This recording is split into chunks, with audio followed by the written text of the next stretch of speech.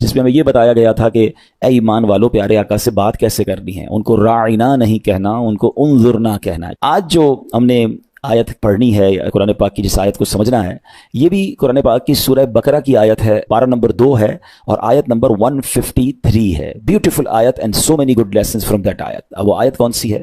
بسم اللہ الرحمن الرحیم، یا ایھا الذین آمنوا استعینوا بالصبر والصلاۃ ان اللہ مع الصابرین۔ ترجمہ اس کا کیا ہے؟ اے ایمان والو، صبر اور نماز سے مدد مانگو، بے شک اللہ صابروں کے ساتھ ہے۔ اب یہاں بہت خوبصورت باتیں ہمیں سیکھنی ہیں کہ صبر اور نماز سے مدد مانگو۔ قرآن ہمیں راستہ بتا رہا ہے کہ آپ کو ہیلپ چاہیے تو صبر اور نماز کے ذریعے آپ نے ہیلپ لینی ہے۔ اب اس کا مطلب یہ ہوا کہ عبادات کی ادائیگی، گناہوں سے رکنے اور نفسانی خواہشات پورا نہ کرنے پر صبر کیا جائے۔ اور نماز چونکہ تمام عبادات کی اصل ہے، اہل ایمان کی معراج ہے، اللہ اور بندے کے درمیان ایک بیوٹیفل کانٹیکٹ ہے، تو اس لیے اس سے بھی مدد طلب کرنے کا حکم دیا گیا ہے۔ یہ بھی یاد رہے کہ بدن پر باطنی اعمال میں سب سے سخت صبر ہے اور ظاہری اعمال میں سب سے مشکل نماز ہے۔ یہ بڑی اہم بات ہے۔ کچھ اعمال وہ ہیں جن کا تعلق دل سے ہوتا ہے، انسائٹ ہوتا ہے۔ انسائٹ اعمال میں سب سے مشکل کام کیا ہے؟ صبر کرنا۔ اور ظاہری عبادتوں میں، جسمانی عبادتوں میں سب سے مشکل کام کیا ہے؟ نماز پڑھنا۔ تو یہ دو اہم کام دیے گئے کہ صبر اور نماز سے مدد چاہو۔ اچھا، اب ہم دیکھتے ہیں کہ صبر اور نماز سے مدد ملتی کیسے ہے، اور سرکار دو عالم صلی اللہ تعالی وسلم کا اس میں کیا معمول تھا، آپ ذرا سنیے گا۔ اب نبی پاک علیہ الصلوۃ والسلام کا یہی معمول تھا۔ حضرت حذیفہ رضی اللہ تعالیٰ عنہ فرماتے ہیں، نبی کریم علیہ الصلوۃ والسلام کو جب کوئی سخت مہم پیش آتی تو آپ علیہ الصلوۃ والسلام نماز میں مشغول ہو جاتے۔ جب میں خود اس آیت کی کچھ دنوں پہلے تیاری کر رہا تھا تو بڑا ایک نیا باب آنکھوں کے سامنے کھلا کہ یقیناً جب ہم پرابلم میں آتے ہیں، ہم دعا بھی کرتے ہیں، ہم لوگوں سے بھی کہتے ہیں، مگر کیا ڈائریکٹلی ہم نماز کی طرف جاتے ہیں؟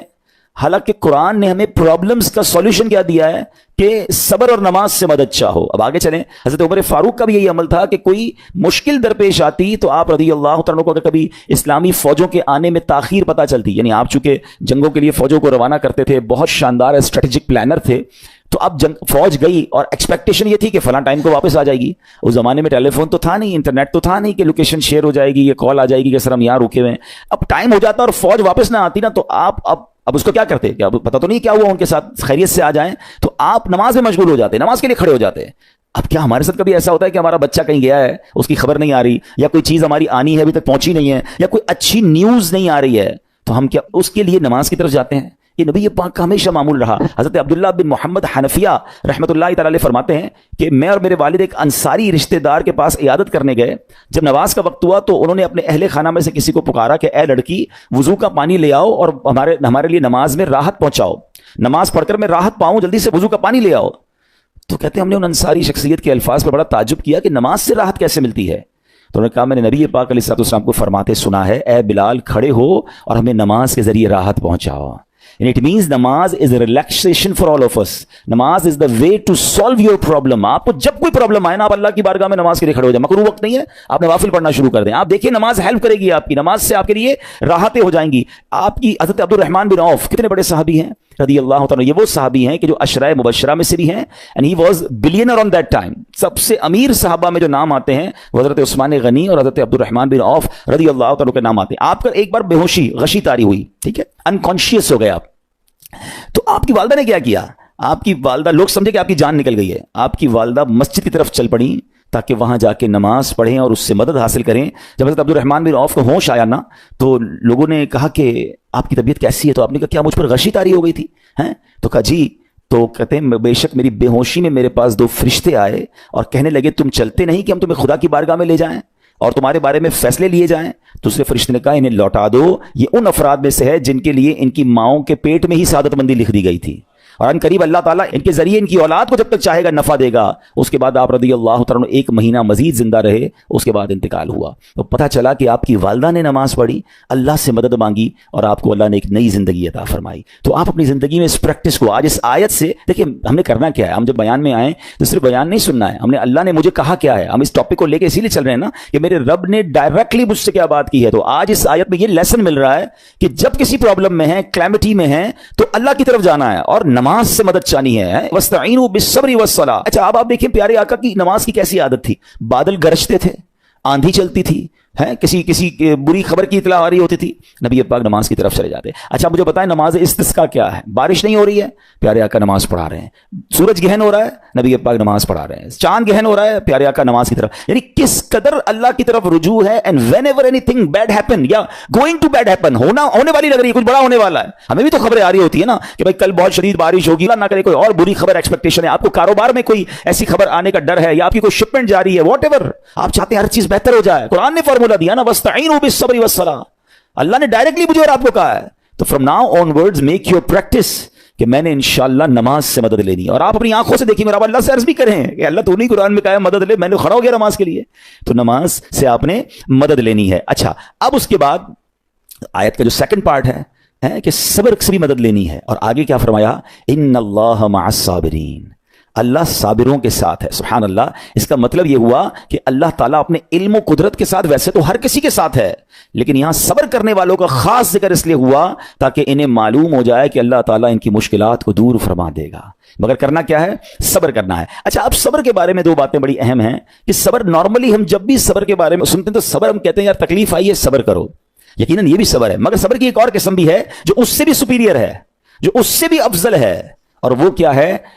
گناہ کے لیے دل چاہے، حرام کے لیے دل چاہے، نفسانی خواہشات برا کام کروانا چاہ رہی ہیں اور بندہ اس پر صبر کرے.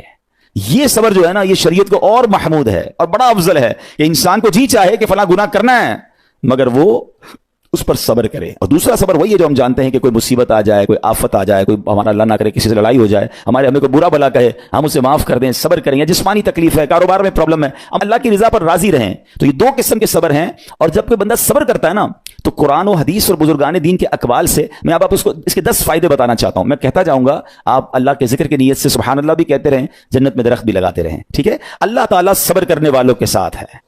صبر کرنے والے کو اس کے عمل سے اچھا اجر ملے گا، صبر کرنے والے کو بے حساب اجر ملے گا. صبر کرنے والوں کی جزا دیکھ کر قیامت کے لوگ حسرت کریں گے. صبر کرنے والے رب کریم کی طرف سے درود و ہدایت اور رحمت پاتے ہیں. صبر کرنے والے اللہ کو محبوب ہیں. صبر آدھا ایمان ہے. صبر جنت کے خزانوں میں سے ایک خزانہ ہے. صبر کرنے والے کی خطائیں مٹا دی جاتی ہیں اور صبر ہر بھلائی کی کنجی ہے. اب آتے ہیں ان دونوں صبر کو تھوڑا سا ڈیفائن کرتے ہیں. ایک نفسانی خواہشات، گناہ کا جی چاہتا ہے، کیونکہ نفس ہے نا وہ تو ہر وقت موج مستی چاہتا ہے، وہ تو ہر وقت چاہتا ہے جناب بس یہ بھی کام کر لوں وہ بھی کر لوں. اب مجھے یہ دیکھنا ہے کہ میرا یہ کام اللہ کو راضی کرے گا یا رب کو ناراض کر دے گا. لیکن جو نفسانی خواہشات پر صبر کرتا ہے نا، گناہ سے اپنے آپ کو بچاتا ہے. قرآن کیا کہتا ہے؟ وَأَمَّا مَنْ خَافَ مَقَامَ رَبِّهِ وَنَهَى النَّفْسَ عَنِ الْهَوَىٰ فَإِنَّ الْجَنَّةَ هِيَ الْمَأْوَىٰ. اور رہا وہ جو اپنے رب کے حضور کھڑے ہونے سے ڈرا اور نفس کو خواہش سے روکا تو بے شک جنت ہی اس کا ٹھکانہ ہے. دل چاہ رہا ہے، شیطان کہہ رہا ہے کر لے، کوئی دیکھنے والا نہیں ہے، علاقہ بھی چینج کر لیا، شہر بھی تبدیل ہو گیا، nobody here to watch you، مگر اللہ دیکھ رہا ہے. اچھا نارملی اگر غور کریں گناہ کرتے کیوں ہیں؟ جتنے بھی گناہ ہیں، what ever the list of گناہ اٹھائیے، کوئی شراب پیتا ہے، کوئی بدکاری کرتا ہے، معاذ اللہ، کوئی جوا کھیلتا ہے، کوئی جناب بے حیائی کرتا ہے، گندی چیزیں دیکھتا ہے یا جھوٹ بولتا ہے، واٹ ایور، ان تمام گناہوں میں تھوڑی سی لذت ہے، ٹیسٹ. ٹھیک ہے؟ غیبت میں بھی ٹیسٹ ہے، بلکہ کتابوں میں آیا کہ غیبت میں شراب سے بھی زیادہ مزہ ہے، جبھی تو بندہ چھوڑتا نہیں ہے. اچھا لیکن یہ تمام ٹیسٹ میں ایک بڑی اہم بات اب میں کہنے جا رہا ہوں. یہ بزرگ نے بڑی کمال کی ون لائنر ہمیں دے دیا ہے. وہ کہتے ہیں کبھی بھی لذت کے لیے گناہ مت کرنا، کیونکہ لذت ختم ہو جائے گی، گناہ کا جواب اور پنشمنٹ باقی رہ جائے گی. اب آپ اس فارمولے کو سامنے رکھیں کہ جب بھی ہم گناہ کرتے ہیں فیو منٹس یا فیو آورز کی ایک انجوائمنٹ ہے، آفٹر دیٹ انجوائمنٹ ختم، مگر اس کا جواب باقی ہے، عذاب باقی ہے، اللہ نہ کرے اللہ ناراض ہوا تو پنشمنٹ باقی ہے. تو کیا فرمایا؟ انجوائمنٹ کے لیے گناہ مت کرنا، انجوائمنٹ ختم ہو جائے گی، عذاب باقی رہ جائے گا. اور اگلا سینٹنس کتنا خوبصورت ہے، فرماتے ہیں کبھی بھی تکلیف کی وجہ سے نیکی مت چھوڑنا، تکلیف ختم ہو جائے گی، اجر باقی رہ جائے گا. اب مثال دیتا ہوں، اس کی 2-3 ایگزامپل سمجھیے. گناہ کی ایگزامپل تو آپ سمجھ گئے کہ کوئی بھی تھوڑی دیر کا گناہ کرتا ہے، لذت پاتا ہے، وہ گناہ ختم، عذاب باقی.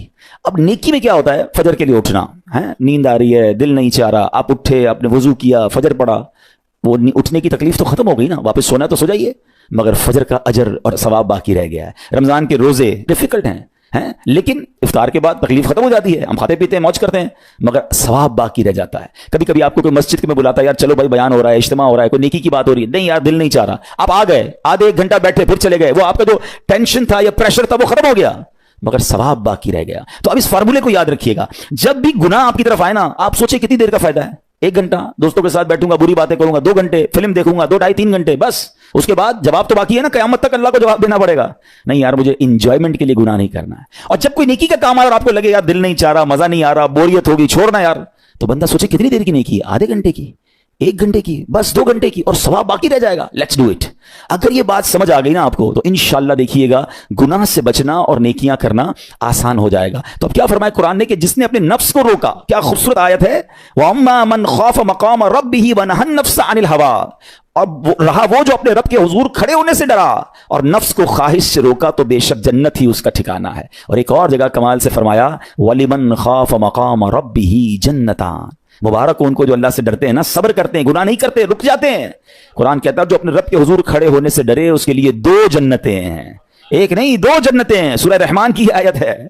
तो पता चला कि नफ्स को रोकना ये आसान भी नहीं है, हाँ दिल बहुत चाहता है, मगर ये सब्र जो है ना, इन्नल्लाह मअस साबिरीन का जो मेराज है, जो टॉप ऑफ द लिस्ट सब्र है, वो ये सब्र है। अच्छा, अब आते हैं एक और सब्र की सूरत कि अब आपको किसी ने गुस्सा दिला दिया, बुरा भला कहा, या आपके मिजाज के खिलाफ बात हो गई, अब आपने रोकना है अपने आप को। अब गुस्से का इजहार नहीं करना, लड़ाई नहीं करनी, गाली का जवाब गाली, ईंट का जवाब पत्थर, अंग्रेजी का मकूला है ना टिट फॉर टैट, जैसे को तैसा नहीं, ये हमारी शरीयत हमें नहीं सिखाती। अच्छा, आजकल किसी को कहो ना यार आप क्यों यार लड़ाई कर रहे हैं, भाई मैं जवाब ना दूं तो लोग समझेंगे कमजोर आदमी हूं, मुझे अपना रोब भी तो रखना है, मैं भी तो पता चले कौन हूं, अपना बताऊं तो सही कौन हूं। सच्ची बात पता है क्या है, जो टिट फॉर टैट करता है, गाली का जवाब गाली से देता है ना, वो वाकई बता देता है वो कौन है, वो अपना तारुफ करवा रहा होता है कि ये भी ऐसा है, मैं भी वैसा ही हूं। ओ भाई, अच्छा फिर एक और अजीब जुमला बड़ा मशहूर है आजकल, जनाब हम शरीफ के साथ शरीफ हैं, हम बदमाश के साथ बदमाश हैं। मुझे आज तक समझ नहीं आई ये कौन सा बटन लगा हुआ है आपके अंदर कि शरीफ के साथ आप शरीफ हो जाते हैं, बदमाश आता तो आप भी बदमाश हो जाते हैं। जनाबे वाला, शरीफ आदमी शरीफ के साथ भी शरीफ होता है, बदमाश के साथ भी शरीफ होता है, जब भी तो वो गलत आदमी अच्छा होगा ना। नबी पाक अलैहिस्सलाम ने गालियां सुनकर दुआएं दी हैं, पत्थर बरसाने वालों को भी दुआएं दी हैं, मगर हम तो तैयार ही रहते हैं यार मैं बताऊंगा इसको मैं कौन हूं, एक गाली दी है मैं इसके साथ पुश्तों को गालियां दूंगा। तो फिर आप भी वैसे ही हो गए ना जनाब। हदीस पाक क्या है, who is more stronger, who is more powerful. अल्लाह के हबीब अलैहिस्सलाम फरमाते हैं कि बहादुर वो नहीं, ये बुखारी शरीफ की हदीस है, बहादुर वो नहीं जो पहलवान और दूसरे को पछाड़ दे, बल्कि बहादुर वो है जो गुस्से के वक्त अपने आप को काबू में रखे। असली बहादुरी ये है। तो अगर आपने वाकई सब्र से मदद लेनी है, इन्नल्लाह मअस साबिरीन का मुजदा लेना है, तो बदले नहीं लेना है, माफ करना है। जरा मिलकर मेरे साथ शब कदर की दुआ दोहराइएगा, अल्लाहुम्मा इन्नका अफुव्वुन करीमुन तुहिब्बुल अफ़्व फ़अफ़ु अन्नी, अल्लाहुम्मा इन्नका अफुव्वुन करीमुन तुहिब्बुल अफ़्व फ़अफ़ु अन्नी, अल्लाहुम्मा इन्नका अफुव्वुन करीमुन तुहिब्बुल अफ़्व फ़अफ़ु अन्नी। What is the meaning? इस दुआ का माना क्या है? अल्लाहुम्मा इन्नका अफुव्वुन, ऐ अल्लाह तू माफ करने वाला है, तुहिब्बुल अफ़्व माफी को पसंद करता है, फ़अफ़ु अन्नी, अल्लाह मुझे भी माफ कर दे। हम क्या कह रहे हैं अल्लाह से, अल्लाह मुझे माफ कर दे, मेरे सारे अगले पिछले गुनाह माफ कर दे। मगर देयर इज अ क्वेश्चन, आपने माफ कर दिया सबको? बंदा कहता है नहीं मैं तो इंतजार में बैठा हूं, मैं तो मौके की तलाश में, बस मौका मिले फिर बताऊंगा मैं कौन हूं। हाथ में आ नहीं रहा बंदा, ट्राई कर रहा हूं किसी जगह आ जाए, बस कोई इसके पैसे वैसे आ जाए, कोई इसका मामला मेरे पास आ जाए, बस फिर देखो क्या करता हूं। बैठे इस इंतजार में बैठे बहुत सारे लोग, कमाल है यार।